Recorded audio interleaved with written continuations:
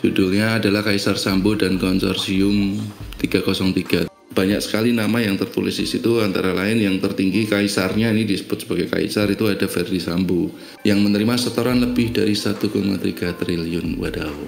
Dari pertemuan itu terungkaplah pengakuan mengejutkan dari Freddy yang menyebut selama menjadi gembong narkoba, ia bekerja sama bahkan menyetor ke penegak hukum. Oke, jadi maksudnya apa? Anda kena prank juga? Ya kalau bahasa sekarang ya kena prank juga lah.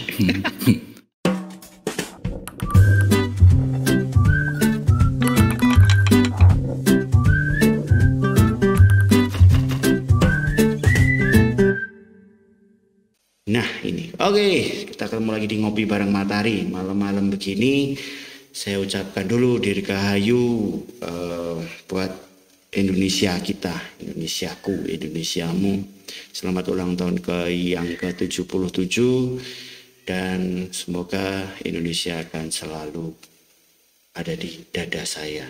Thank you banget dan mohon maaf kita beberapa hari ini tidak bisa ada live bareng, belum bisa ada streaming bareng. Yang penting kita sekarang sudah bisa ketemu lagi. Tapi ya sembari kemarin itu kita beres-beres dan persiapan untuk ulang tahun Republik Indonesia. Setelah itu beres-beres, sayangnya kita juga sambil ada banyak kegelisahan ini. Mondar-mandir begitu, lagi semangat-semangatnya Indonesia banget. Itu ternyata ada kasus besar yang itu cukup mencoreng Indonesia.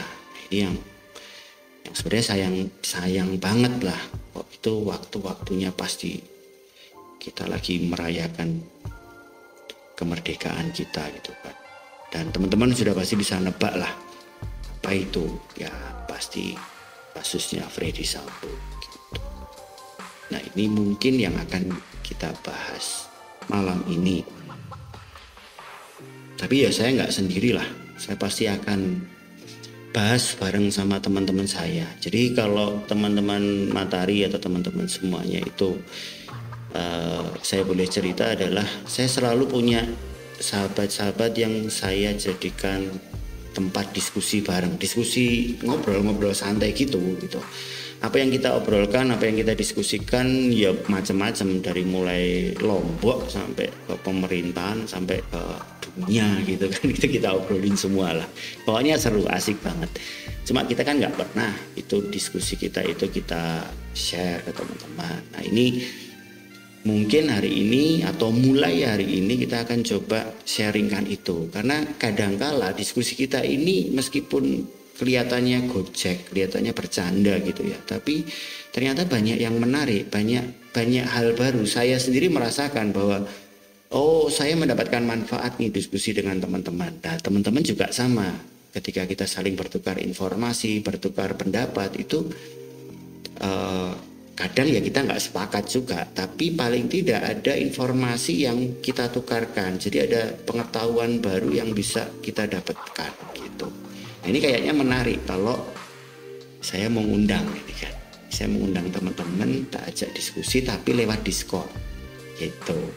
Harusnya sih saya live streaming, tapi kayaknya mending kita jadikan konten aja ya. Kalau nanti menarik kita live streaming gitu. Oke, saya mau undang teman-teman dulu ya. Oke, kita siapin dulu. Halo, ini keras. Mas, ini aku kan lagi live streaming. Rencananya aku mau live streaming. Ada Mas Ardi. Iya. Aku mau live streaming rencananya, tapi koyone nanti dulu lah kita live streamingnya. Kita diskusi sih, Be. Sambil diskusi ringan gitu. Bukan diskusi. Tapi yang menarik loh ini temanya loh. Hah? Tema harus menarik. Temanya kita selalu punya hal yang menarik untuk diangkat, Pak. Wow. Berarti Aku dua hari ini aku lagi sibuk browsing tentang pandemi Sambo. Kok sama? Fenomenal. Sama loh. Loh, ayo diskusi itu aja ayo. Ya wes, karena di kampung saya juga ngehits banget, maksudnya dari mulai kita persiapan 17-an lah ya sampai kita beres-beres 17-an ya apapun beritanya yang seliwer-seliwer ya cuma itu toh Mas. Jadi ya jadi obrolan di kampung juga gitu. Nah, Om Agra, Om Dwi itu mikir apa tentang fenomena saya Sambo itu?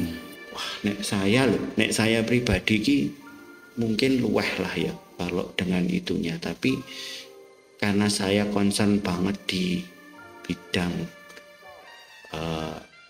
bursa, terutama investasi dalam negeri, perekonomian dalam negeri. Jadi nggak bisa merem-merem banget juga. Pengennya luweh dengan itu, wong saya juga nggak paham itu kan. Maksudnya sejauh mana apa dan lain sebagainya. Malah yang dikejar kan kayak motif apa gini-gini gitu kan, kaitannya dengan itu.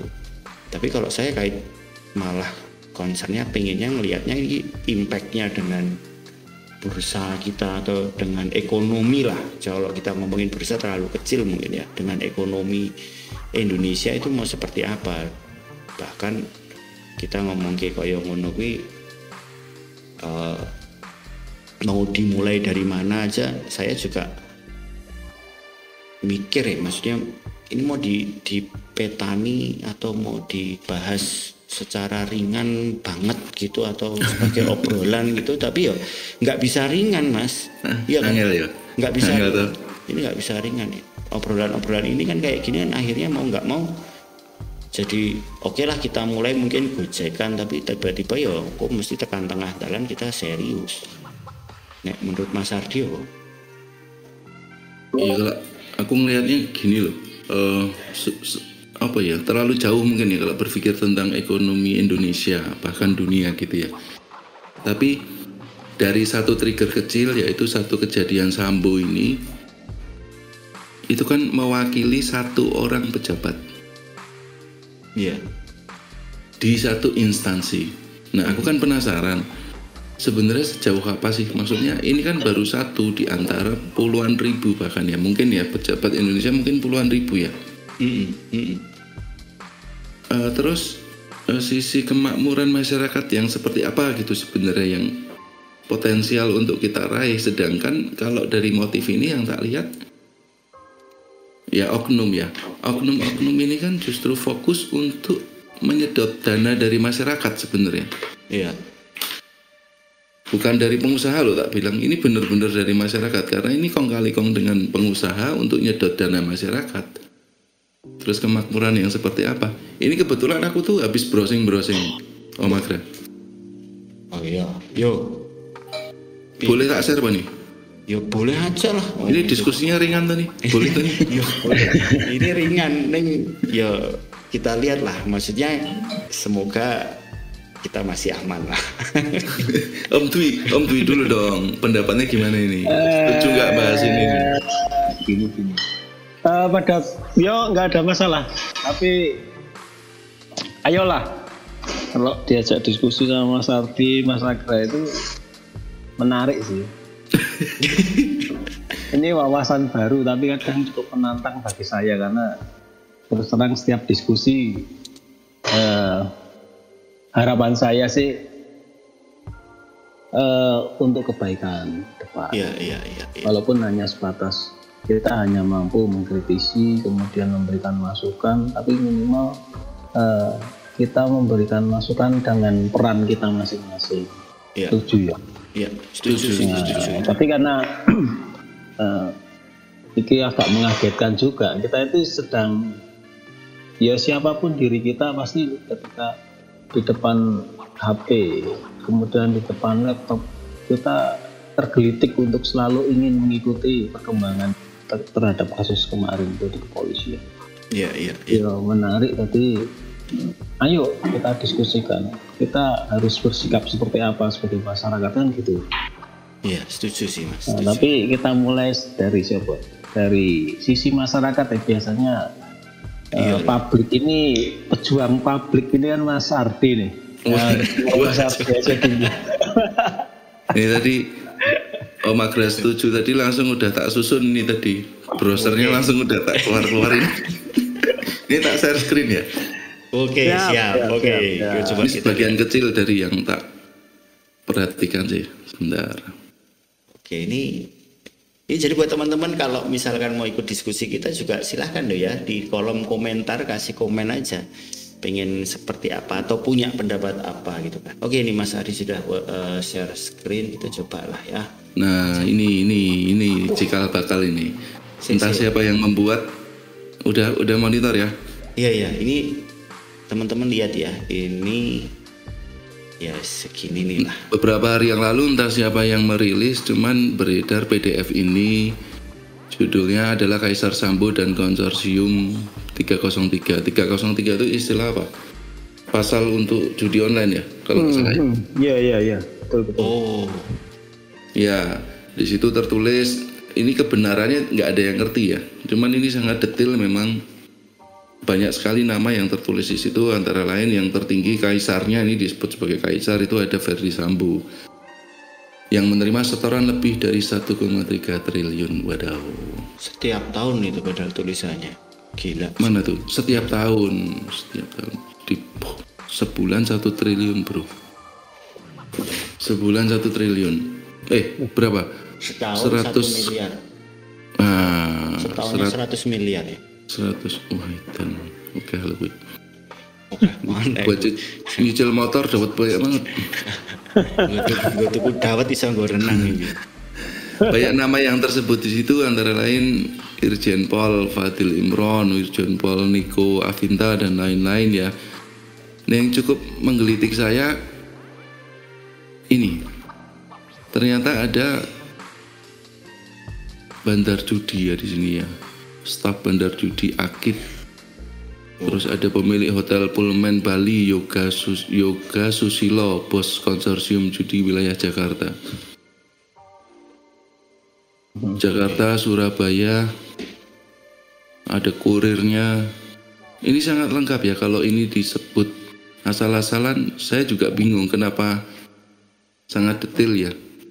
Nanti biarkan yang berwajib ini yang menilai keasliannya seperti apa. Ini kalau nggak asli kan berarti berkategori hoax ya. Hoax. Jadi, berat kalau ini berat. Artinya ini kita juga tidak bisa langsung begitu saja mempercayai kan. Tapi bahwa ini beredar ya di masyarakat ya Mas. Iya, ini beredar sangat luas dan saya memposisikan diri masyarakat untuk ini mau benar terserah, mau tidak benar terserah sebenarnya gitu. Tapi ini ada, kenyataannya ini ada dan beredar di masyarakat. Ada bandar judi Batam, bandar judi Jakarta, Yoga Jakarta, Jambi, Jatim, Jabar, Sumatera Utara. Terus ada Jogja, nggak ada Jogja ini. Jogja itu UMR paling rendah se-Indonesia. Nggak menarik ya untuk bandar judi, nggak menarik ya. Iya, sebagai negara yang kaya, Jogja itu yang paling rendah UMR-nya, gitulah kira-kira. Oh, oke. Terus ada Tom Liava ini Crazy Rich Surabaya lagi sangat populer tuh. Dia ditulis sebagai uangnya. Nah, gitu ya. Mencuci uang di sini. Ya, ini isunya Hujan diumpuk-umpuk nih, Kabid, Propam, wah ditumpuk-tumpuk banget ini pejabat semua. Terus serem nih, bisnis Backup tertulis di sini ada 303, ada prostitusi, solar subsidi, spare part palsu, penyelundupan elektronik, miras masuk dari Riau atau Kepri, tambang ilegal, solar palsu. Dan ini kita ke bagian satu aja udah sangat kaya sebenarnya. Ini ada 8. Ini ada 8. Ya, ini terus ini sebelum kita teruskan, ini kita harus bikin statement loh ini, karena kalau kita nggak bikin statement bahwa ini kita juga mendapatkan informasi ini dan kita gelisah kan dengan informasi ini. Iya, ini bentuk kegelisahan. Iya. Benar kita atau enggaknya juga tidak dalam posisi percaya atau tidak percaya. Kita menanti kebijakan ini. Oke. Iya kan? Ya. Kita cuma menyampaikan apa yang beredar dan apa yang sedang, pada umumnya masyarakat lagi membahas ini sekarang kan gitu. Ada yang bagian menghilangkan barang bukti, ada yang meminta dana operasional. Yang menarik ini nanti saya pengen nanya sama Om Agra ini. Yoga Susilo ini ternyata juga memiliki saham di PT Investindo Nusantara Sekuritas. Saya udah sempat browsing sih webnya, cuman ini belum tak masukin. Webnya ya Dia forex atau di saham itu, Mas? saham. Sempat dicabut izinnya pada tahun berapa gitu. Tapi tak lihat webnya juga. Saya nggak ngerti lah ya. Sebagai trader, saya ngelihat web itu sangat tidak menarik sih. Nanti Om Agra buka deh. Investindo Nusantara Sekuritas. Investindo Nusantara Sekuritas. Oke. Iya. Dan Yoga Susilo ini jadi sebagai bos konsorsium judi wilayah Jakarta. Dan dia memiliki saham di Investindo Nusantara Sekuritas. Nah itu nanti Om Agra yang membahas itulah. Wah, iya. Benar. Kalau sampai itu benar loh ya. Maksudnya kalau berita ini ternyata benar ya, berarti ya kalau dia juga bandar judi ya jangan-jangan sahamnya juga dibandarin kan gitu. Bisa jadi. Makanya, Nanti kita oke, bahas. Kita bahas nanti. Oke, terus atas keterangan di atas itu kemudian ada operasi alibi di beberapa daerah-daerah. Para Kapolda itu melakukan gerakan untuk menangkap para pelaku judi-judi online yang salah satunya yang di Jambi itu yang rumahnya besar sekali itu. Oh ya, yang kemarin barusan itu ya? Iya, rumahnya kayak sultan betul-betul itu. Yang di Jakarta Utara juga ditangkap, di mana-mana digerebek dan ditangkap. Tapi barusan dah itu? Barusan semua. Jadi ketika kejadian Verdi Sambo itu serentak di banyak daerah gitu, Polda melancarkan operasi gitu ya. Terus ada banyak sekali sih pertanyaan dari masyarakat, terutama warganet ya, yang menanyakan, lo kemarin emang nggak ketahuan atau enggak gitu. Netizen lah ya, netizen. Ya saya cuma senyum aja. Oke, itu data pertama yang membuat gempar Indonesia. Ini nggak ada yang tahu, belum ada yang tahu ini siapa yang bikin. Cuman ini seandainya hoax, ini sangat serius ya, Efeknya adalah, nah ini pandemi Sambo yang sangat miris saya ngelihatnya. Sekarang setiap polisi yang lewat diteriaki Sambo. Iya, ini kan bukan ini bentuk miris ya kalau ini. Ini kan bukan mengeluk-elukkan, tapi menghina betul-betul. Cuman kalau betul itu kasusnya seperti itu, sepertinya kok masyarakat nggak salah ya. Ini kita nonton. Oke.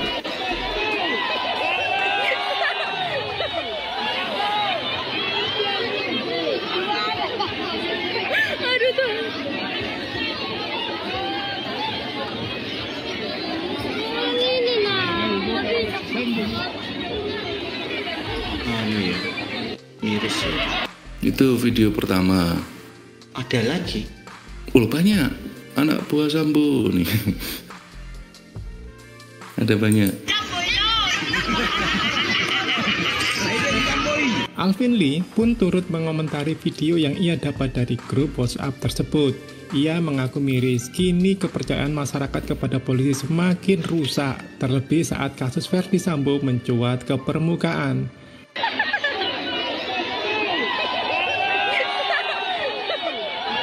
Itu sekilas-sekilas saja ya Om ya. Iya. Ini ada lagi di mana ini? Ini jelas nih.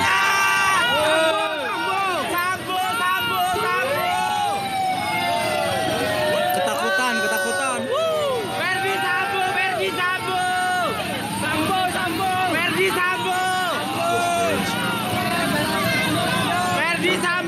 Sambo. Itu. Terus di tren Twitter jelas ya nomor 3, dan ini udah dari kemarin barangkali bongkar circle Sambo hashtagnya nih. Iya, hashtag itu ya. Iya, itu saya juga ngikuti ya kalau untuk hashtag di Twitter. Tapi Ya kita lanjut ya, lanjut dulu. Ini sampai tak susun tuh maaf. Ini sama lah, ini.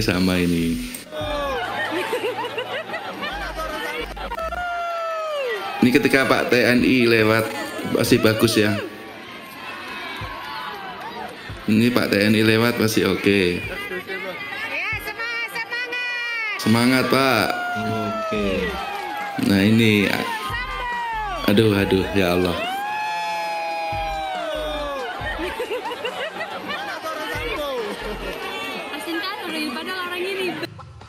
Miris ya? Iya. Kalau itu, ya, tapi gimana? Kita nggak bisa menyalahkan masyarakat juga. Iya. Apa ini, Mas? Itu tadi video-video apa ya? Itu udah jelas. Itu opini jujur ya, murni dari masyarakat. Itu ya. masyarakat ya kalau itu. Ya, dan itu terjadi. Apa yang ada di pikiran mereka barangkali mirip seperti kita, ada sedikit kekecewaan dan rasa penasaran gitu sebenarnya bagaimana kan gitu. Iya. Ini yang saya takutkan. Bola salju itu membesar. Di sini udah mulai nih. DPR RI kalau nggak bisa manggil Pak Tito Karnavian Mendagri sebagai pencetus Satgasus Mafia Sambo, berarti DPR RI termasuk golongan mafia juga ya. Oh, iya. Sosok dibalik melejitnya Kaisar Sambo, sang pencetus berdirinya Satgasus Merah Putih dan eksisnya peran buzzer adalah ditulis oleh akun Opposite 090192 adalah Pak Tito Karnavian. Lalu ada yang mengomentari, ini udah melebar, ini udah bola salju membesar, ini ada DPR RI dan ada Pak Tito Karnavian, ditambah-tambah ini Mendagrinya nih yang dicolek-colekan gitu. Iya. Sebagai Mendagri dan sebagai personal. Oke. Ini bentuk kegelisahan yang saya baca. Saya lanjutkan.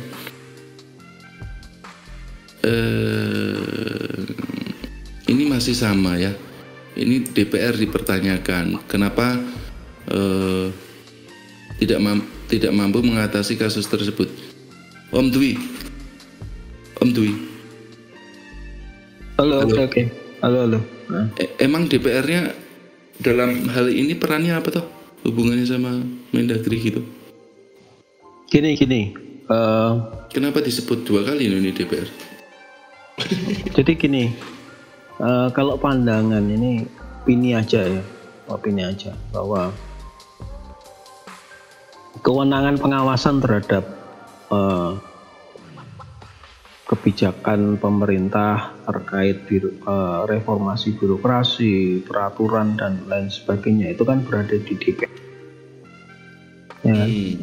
Nah, DPR ini menurut kita nih, dalam pelaksanaan kan juga dia berfungsi sebagai pengawas pelaksanaan terkait dengan anggaran, terkait dengan proses, itu menjadi kewenangan DPR. Dan tentu dalam hal ini saya rasa DPR juga memiliki kewenangan untuk memanggil, sehingga berjalannya pemerintah ini akan terus diawasi sekaligus juga memberikan masukan dan pandangan terhadap pemerintah. Ya memang tentu ada kontrol. Fungsi kontrol itu bisa dilakukan oleh DPR ya. Ya. Fungsi itu bukannya di KSP ya, Om Dwi? Oh enggak, berbeda. Selaku eksekutif mungkin KSP memiliki peran memang dalam hal sistem pengawasan terhadap kinerja kementerian-kementerian. Tapi lebih pada KSP itu apa? Komisi Sekretariat Presiden apa? Kepala Sekretariat Presiden. Oh. Itu lembaga baru di era Pak Jokowi. Oh, oke. Lembaga baru yang di era Pak Jokowi ada Kepala Sekretariat Presiden, KSP. Gitu. Oke. Paham. Minta lanjut dulu ya. Oke. Ya. Ini nggak usah tak setel ini karena judulnya aja. Nama Tito disebut terima upeti dari bisnis hitam. Itu masih prasangka lah ya. Ya. Saya sedikit kurang tertarik melihatnya juga. Nah ini lebih tajam lagi. Yang tadi DPR toh Om Dwi. Ini mulai istana. Luhut nampak ganasnya, Tito belum nampak terhadap kasus Ferdi Sambo. Apa iya mereka sekolam? Nah, ini ada videonya nih. Boleh di setel ini sedikit. Itu caranya. volume dulu atau gimana? Kawan ya, membahayakan petugas, jangan segan-segan. Jangan segan-segan, tidak tegas. Jangan segan-segan juga kita kirim ke kamar jenazah, kira-kira gitulah. Saudara FS ini dia pada pokoknya mengakui dua hal. Pertama, dia mengakui bahwa dialah otak pembunuhan atau penembakan saudara Joshua. Yang kedua, dia mengakui dialah otak yang merancang obstruction of justice ya. Dengan misalnya mengubah TKP, menghilangkan beberapa barang bukti seperti decoder CCTV, alat-alat. Ini nih videonya maksudnya berusaha menghubungkan statementnya Pak Tito tadi yang kirim aja ke kamar jenazah terus dengan kejadian Verdi Sambo ya. Iya. Maksudnya kan begitu, tapi iya. Ini mengkhawatirkan juga bisa saja itu dipotong-potong kan. Iya. Kita nggak ngerti konteksnya yang iya. dibicarakan. Tapi ini ada opini seperti ini dan ini udah mulai menyasar ke istana. Harga diri istana mulai dicolek-colek gitu ya. Yang tadi DPR, ini istana. Iya. Oke, selanjutnya mulai nyokot-nyokot kemana-mana ya. Iya, gigit-gigit gitu. Nah ini serem ini. Tak buat sekian ya. Koordinator Kontras Haris Ashar masih ingat betul kronologi pertemuannya dengan terpidana mati kasus narkoba Freddy Budiman di Lapas Batu, Nusa Kambangan, Jawa Tengah pada pertengahan 2014.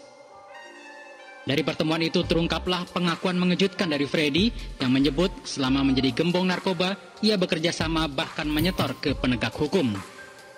Nah ini. Salah satu yang diungkap Haris adalah pengakuan Freddy yang memberi uang kepada BNN sebagai uang setor bisnis narkobanya. Dalam hitungan saya selama beberapa tahun kerja menyelundupkan narkoba, saya sudah memberi uang 450 miliar rupiah ke BNN.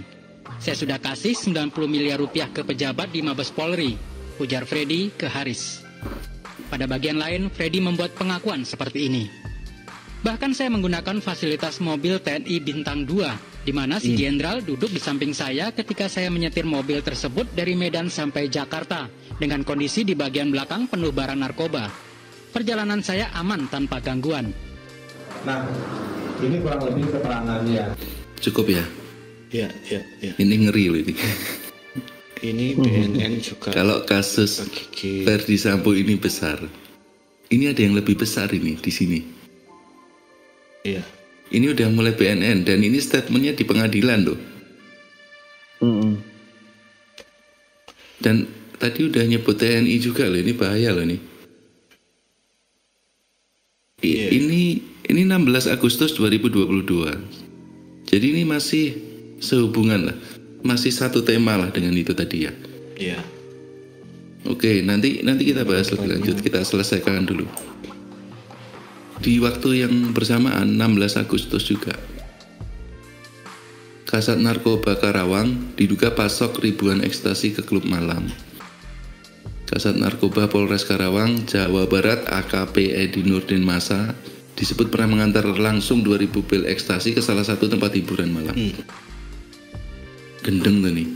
Dan ini kan seperti mengamini kekaisaran Sambo tadi.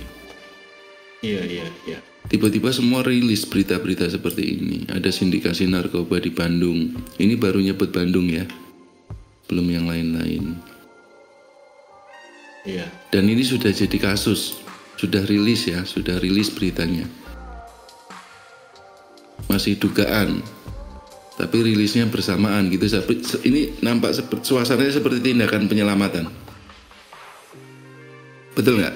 Iya, betul. Ada aksi-aksi penyelamatan diri oleh beberapa pihak lah. Beberapa grup. Terus ditambah ini lagi ini statementnya oleh mantan kuasa hukumnya Baradae, si gondrong kriwil itu, siapa lupa saya namanya. Itu jadi pengacaranya Baradae itu bisa dijenguk kan? Bisa. Kalau saya kan orang dalam, kapan aja bisa. Tapi saya kan nggak mau jenguk. Baru juga 5 hari dia di penjara. Saya biasanya jenguk orang yang di penjara itu 2 bulan. 2 bulan baru saya jenguk. Orang rodeo, kecuali kalau dia di mana? Di hotel Aston Simatupang tuh ya kan? Iya. Bang Olip, ini saya lagi di sini nih, datang kemari. Ada ceweknya enggak? Ada bang, sama sebelah. Oke, saya jalan situ. Nggak sampai 2 hari, 1 hari kemudian kode langsung saya jalan, ya kan? Tapi kalau di penjara ya ngapain kita prodeo, biarin aja 2 bulan salah sendiri, ngapain masuk prodeo? Kalau hotel asing seperti ini nggak apa-apa. Ya kan, statementnya sindiran-sindiran, cuman kemarin kalau nggak salah kemarin itu di Twitter ramai sekali tentang hotel Aston Simatupang. Netizen itu beramai-ramai menyerbu hotel tersebut.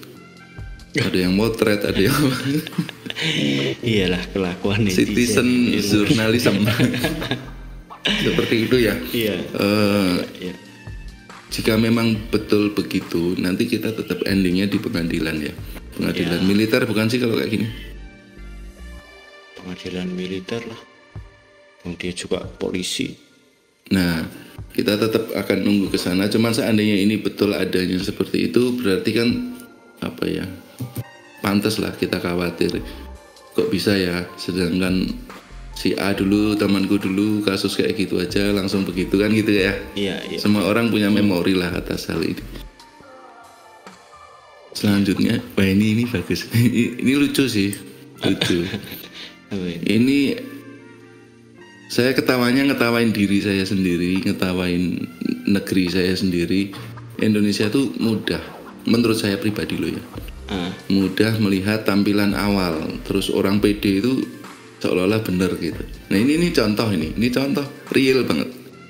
Kita mudah ditipu kulit ya, ini seperti ini. Mengapa dari awal saya tidak ragu menjadi kuasa hukum Ibu PC, istri dari Irjen Ferdi Sambo? Karena saya ini 2002 ya kuliah International Human Rights Law di University of Essex, Inggris. Ya. Mentor saya itu Profesor Deidre yang mengajar hak asasi perempuan. Anda masih yakin terjadi pelecehan seksual? Jadi yang saya mau sampaikan ini adalah saya pun ya diberikan informasi yang keliru. Oke, jadi maksudnya apa? Anda kena prank juga? Ya kalau bahasa sekarang ya kena prank juga lah. Tanda ini gendeng ini. Pengacara selevel itu, endingnya cuman bilang, aduh sorry, kayak kita sama teman gitu, sorry nggak sengaja. Iya, padahal maksudnya ini sangat serius loh. Kasus serius, kasus yang tidak mungkin kecil lah, maksudnya pasti akan terekspos secara nasional. Dan dia dengan PD-nya ngomong begitu. Iya, dia muridnya Profesor siapa tadi? Dan pada akhirnya yaitu Profesor Jebret. Ini yang di masyarakatnya ternyata ya banyak banget ya. Maksudnya respon dari masyarakat kan macam-macam ya. Iya, rentetannya banyak. Kalau nuruti komentar netizen juga ada yang nyambungin ke kasus yang FPI dulu yang KM itu loh, KM50 itu juga jadi keyword sangat tinggi. Iya. Secara garis besar yang saya rasakan adalah kegelisahannya kalau di level 1 sampai 10, ini di level 9 kalau menurut saya. Nah, gini, perasaan utama yang muncul itu gini. Kita balik ke PDF pertama ya. 1,3 triliun itu untuk Ferdi Sambo dan kroninya setiap tahun. Sedangkan di sini ini hanya sepersekian dari ke BNN gitu ya. Iya. Polisi itu sepersekian dari BNN. Berarti secara keseluruhan anggap aja loh. Umpama saya pelaku pengusahanya gitu yang ngasih duit. Ini kan paling enggak, anggap aja kalau ini 1,3 triliun itu 10% dari atau 20% lah dari hasil saya, kan nggak ada masalah ya. Iya. Duit berapa itu? Kan gitu. Nah, yang tadinya kita hari-hari memikirkan tentang ekonomi Indonesia, terus aku jadi downgrade gitu Om Agra. Aku berpikir, loh ini yang terancam, ya nuwun sewu, ini yang terancam itu lebih root dari Indonesia, ini lebih basic lagi dari negara. Ini masyarakat tuh per tahun dirampok duit berapa sama mereka gitu loh. dengan judi online, dengan ini, dengan itu, dengan macam-macam.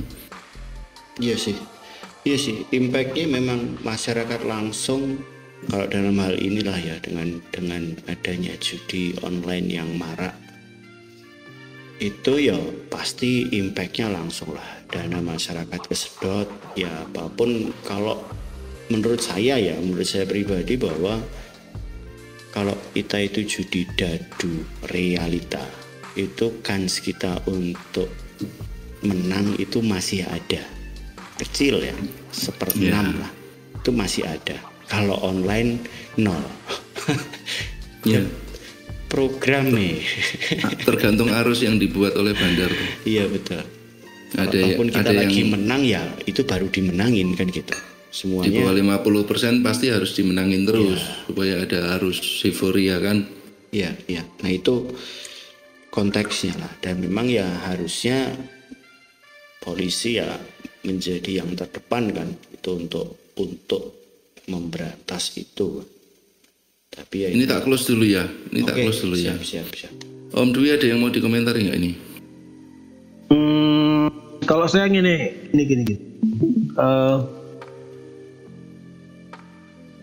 Memang kalau kita mengikuti beritanya, seperti saya melihat itu malah semacam ini sengaja semacam propaganda yang diangkat gitu. Saya nggak tahu ini timbul karena dari sisi ini benar dan salah kan kita tidak bisa memastikan gitu kan informasi ini. Kemudian dari sisi yang lain mungkin juga dari sisi seberang gitu, informasi ini sengaja dimunculkan kemudian, tapi yang jelas bahwa kita harus pandai-pandai untuk melihat informasi semacam ini yang merilis siapa dan apa, sehingga supaya kita tidak terumbang-ambing pada informasi yang masih belum bisa dipertanggungjawabkan, menurut saya gitu. Tapi pada dasarnya kasus Ferdy Sambo itu memang sangat fenomenal. Kita akui bersama ini fenomenal. Tapi dari sisi itu kan dari sisi sebuah oknum atau bisa dibilang oknum atau memang ini berangkat karena memang ada celah dalam institusi kan gitu sistem kan? Ya, sistem lah ya. Sistem yang korup dalam pengertian apa? Korup itu artinya apa? Rusak. Korup nggak lengkap lah. File korup itu berarti file kalau di komputer lengkap. Itu ya. Ya, jadi file ada korup sesuatu itu yang tidak lengkap atau rusak, tidak bisa membentuk satu kesatuan yang utuh. Nah, korup ini kan lebih ke arah korup disengaja atau memang sistemnya atau memang ada celah, terus celahnya memang dibiarkan terbuka kan kayak gitu. Jadi ini kejadian ini menurut saya bukan semata-mata kejadian politik negara loh ini.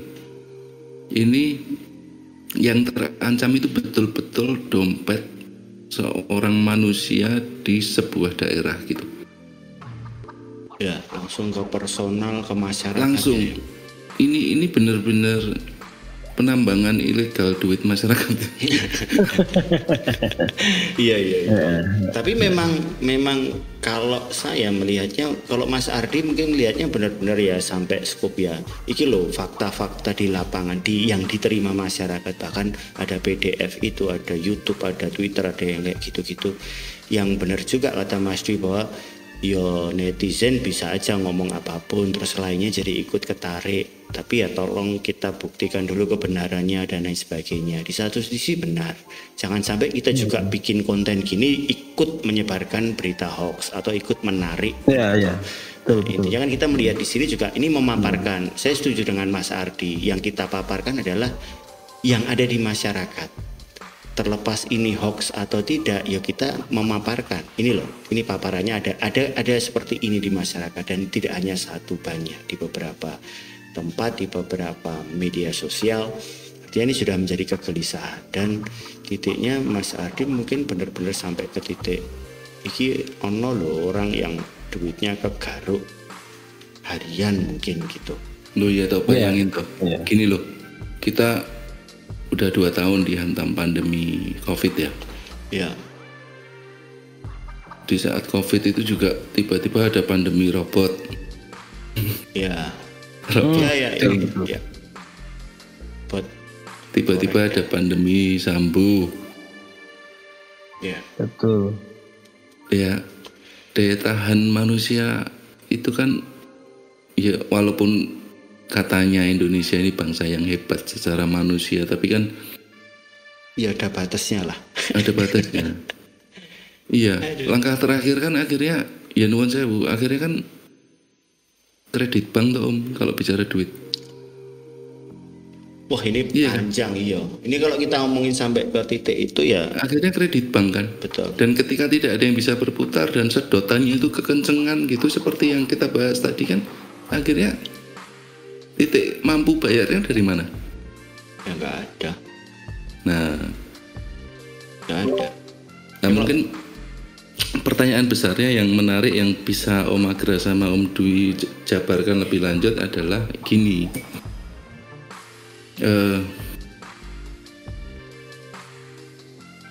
Terkait pemerintahan dan moneter ya, moneter sebuah negara gitu, kita masih punya harapan nggak sih sebenarnya Indonesia ini? Kalau seandainya masih punya harapan, itu seperti apa? Nah, itu aku belum browsing tuh Om Agra. Kondisi kalau ekonomi seperti apa? Kalau harapan kita harus selalu punya lah ya. Nek enggak ya kita pasti putus asa lah, putus harapan. Harapan tetap harus dipupuk. Kalau itu apapun yang terjadi lah ya. Maksudnya kita tahu ada kondisi ini. Kita mungkin di waktu kita COVID dulu kita survive lah. Modenya kita ganti dari kita mode normal menjadi mode bertahan hidup. Nah, Om Agra kan sangat tertarik dengan fundamental ekonomi. Nah, ini coba lempar umpan ini. Di histori di dunia ini seperti apa sih? Ada nggak sih bangsa yang pernah mengalami seperti kita?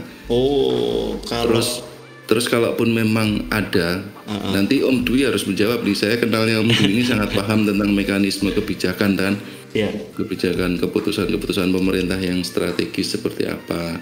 Nah itu monggo lah, ayo kita bahas di situ. Tapi itu tadi cerita dasarnya sudah kita sajikan ya seperti itu. Ayo kita bahas nih, kita bisa apa gitu. Monggo. Aku ya. Ya terserah Om Dwi juga boleh. Siapa Mas Dwi mau membahas? Oke. Gini. Oke. Kalau saya mendengar tadi dari sisi Mas Ardi memang begitu banyaknya informasi itu kan membuat sebenarnya semakin mendorong masyarakat untuk semakin gelisah. Iya. Walaupun kasus ini kita memang tidak bisa menutup mata bahwa ini sangat mengecewakan publik.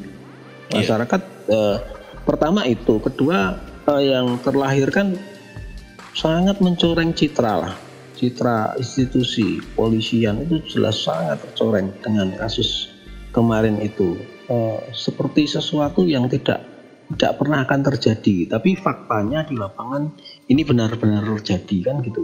Iya. Ini betul, saya sepakat. Masyarakat tentu sangat kecewa dengan keadaan seperti ini.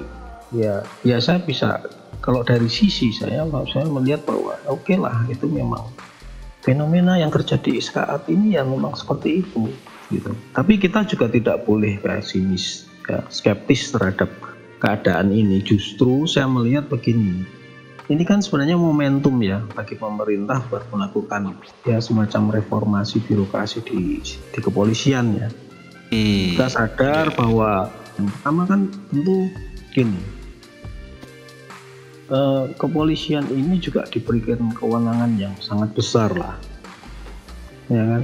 Cuman kita juga banyak mendengar berita kemudian akan ada di keberadaannya, kemudian akan ada yang berpendapat masuk ke Kemendagri atau masuk ke Kemenkumham gitu.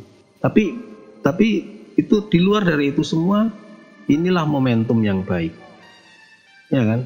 Iya, betul.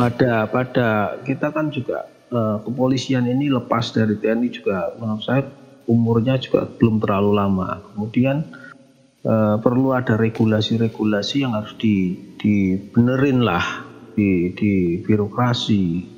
Kemudian terkait kebijakan dari sisi pengawasan kan itu. Kita melihat begini loh, Mas Ardi sama Mas Agus, bahwa proses yang pertama itu nih persoalan kemajuan teknologi ini juga tidak akan lepas dari perangkat hukum, kan gitu? Iya, betul. Ini juga perlu kita menjadi perhatian. Dulu teknologi tidak berkembang secepat ini, kan itu? Ya tentu tugas dari kepolisian yaitu pengamanan, tugas pengamanan nih, kan gitu. Tapi dengan kemajuan teknologi yang muncul kan banyak sekali yang muncul ini. Seperti kasus ini kan tidak lepas dari hubungan teknologi kan gitu. Perjudian itu yang dulu nggak ada nih, online kan nggak ada, sekarang muncul. Iya. Ini tentu kita harus sadar loh bahwa dengan kemajuan teknologi akan sangat mempengaruhi cara pemerintah dalam hal mengantisipasi dampaknya. Betul kan? Iya. Ya, sehingga yang lahir apa? Regulasi baru, regulasi hukumnya ada, peraturan baru. Iya, walaupun kita sadar begitu lahir regulasi baru, kebijakan, peraturan baru, nggak akan sempurna, kita sadarlah gitu. Tidak akan sempurna, sehingga memunculkan apa yang terjadi, potensi celah hukum. Nah, celah hukum ini kadang sebenarnya secara institusi kita lah, kita mempercayakan bahwa institusi ini adalah pengawal atau penegak hukum. Hukum itu ada yang mengawal. Salah satu pilar pengawal hukum adalah kepolisian, kan gitu. Harapan pemerintah kan begitu. Iya. Ya. Nah, tinggal kemudianlah hadirnya ada celah hukum ini dimanfaatkan oleh oknum-oknum semacam itu. Gitu. Yang sayangnya ketika oknum ini melakukan tindakan sebuah kesalahan, itu berdampak langsung pada pencitraan, gitu. Citra masyarakat. Sehingga apa yang harus dilakukan pemerintah ya harus betul-betul mampu mengendalikan nih. Dengan kewenangan yang besar, dengan teknologi yang seperti ini, satu budaya kita memang wajib, hukumnya wajib nih pemerintah untuk menghapus budaya yang dulu pernah ada ini. Ya walaupun mengalami sulit ya, begitu sulitnya ya, budaya sudah, sistem yang sudah sangat lama kemudian digeser, itu perlu sebuah proses. Kemudian ya memang ada kelemahan dari sisi mungkin reward dan punishment-nya juga harus ada ketegasan di sini, kan gitu. Tapi saya masih optimis bahwa saya masih percaya, kita harus percaya bahwa pemerintah akan mengarahkan, selalu akan melakukan perubahan demi kebaikan dengan cara pemerintah itu siapa untuk? Ya dalam hal ini tentu Presiden akan melihat, ini akan diikutin kan, tentu persoalan ini kan sangat kita tidak pernah terpikirkan, walaupun isu di tengah-tengah masyarakat adalah memang ya pro kontra di masyarakat tentu ada terhadap penegakan hukum dan lain sebagainya, tapi selalu ada perbaikan-perbaikan ke depan. Iya, gini Om Dwi. Gini Om Dwi. Ini kan Sambo ini kan di Polri. Padahal tadi udah kesebut BNN juga. Ada juga yang kemana-mana pakai mobil dinas TNI. Ini kan udah kemana-mana nih. Iya. Sedangkan kementerian kan banyak sekali dinasnya. Potensi untuk ada Sambo yang lain kan juga besar. di masing-masing dinas. Pertanyaannya itu sederhana, makanya kenapa aku tadi nanya pemerintah itu siapa, kan gitu. Seandainya memang ini kuncinya adalah sebuah kebijakan, sebuah sistem yang baru atau apapun itu, dan kita harus percaya, kan pertanyaan sederhana adalah emang ada ya yang pernah berhasil, sebuah negara pernah berhasil setelah mengalami setelah mengalami penyakit akut yang katanya tertanam sejak zaman VOC itu ke bangsa ini, kan gitu. Nah itu. Kalau secara historical ada, Mas. Oke, teman-teman di YouTube, terima kasih banyak sudah menyaksikan. Akhirnya ada diskusi juga di Ngopi Bareng Matahari. Formatnya tidak live streaming atau belum live streaming, tapi kita sudah coba mungkin rilis besok. Dan karena ternyata diskusi kita ini sangat menarik banget, kayaknya ini ya kita harus potong jadi beberapa bagian gitulah. Nah, nanti di akhir bagian segmen-segmen itu selalu saya ngobrolin yang ini, segmen berikutnya ini mungkin sama lah gitu. Tapi intinya ya apapun ini bukan kita akan memperkeruh suasana juga enggak, bukan kita menyebarkan berita atau informasi-informasi yang belum jelas, tapi semata-mata kami adalah menangkap apa yang menjadi kegelisahan kami, apa yang kami tangkap dari seliwer-seliwer kalau cara Jawa yang setiap hari kami dapat. Jadi kami di media sosial kita melihat seperti ini, seperti itu, di tetangga kiri kanan offline juga seperti itu, di grup keluarga juga seperti ini, seperti itu, di grup kita di Matahari juga ada informasi seperti ini, seperti itu. Nah, ini kita berusaha untuk menangkap itu, terus kemudian daripada kita menyajikannya tanpa alasan yang jelas, terus kita asal nyebar atau kita asal memberi opini terus kita cuit-cuit di media sosial nggak jelas, ya mendingan ayo kita diskusikan bareng. Jadi bukan berarti kita di sini menyebarkan berita yang belum tentu benar sumbernya atau keberadaannya atau faktanya, tetapi kita memberikan fakta-fakta di mana ini loh kegelisahan di masyarakat yang ada seperti ini. Di kita, dan kita yang ada kita bersedia diajak berbagi tugas, bahwa tidak harus semua masyarakat itu fokus terhadap kasusnya. Kita akan lebih fokus menilai sebuah permasalahan dari sisi ekonominya, keselamatan bangsa dari sisi ekonomi. Kita ya kalau diibaratkan perang, kita juga ikut perang gitu kan. Iya, Om Agra. Iya, betul. Tapi bahwa kita mungkin sedikit banyak akan melihat dari kacamata yang lain, dari sudut pandang yang lain gitu kan. Nah, nanti kalau teman-teman yang memang berniat untuk join, ya silahkan bergabung di grup kami di Matahari, di Telegram, terus kemudian bisa juga join kita di Discord. Kita juga bisa berdiskusi banyak hal, ya baik itu di trading lah utamanya, di investasi, di pasar modal, di pasar keuangan. Tapi juga ya salah satunya ini, apa yang kemudian yang terjadi di masyarakat, kita juga pengen itu juga ikut mengangkat gitu kan, keresahan yang ada apa, atau tren yang ada seperti apa, terus hubungannya apa sih dengan ekonomi kita gitu. Jadi lebih ke arah nanti ada nggak sih hubungannya, ya kayak ini ternyata setelah kita bedah ada loh hubungannya gitu, dan deket banget. Apa opening? Ini saya mau closing ya, nggak closing. Oke ya. Oke, terima kasih banyak teman-teman. Sampai ketemu di Ngopi Bareng Matahari berikutnya. Kita pasti akan punya bahan-bahan diskusi yang lebih seru.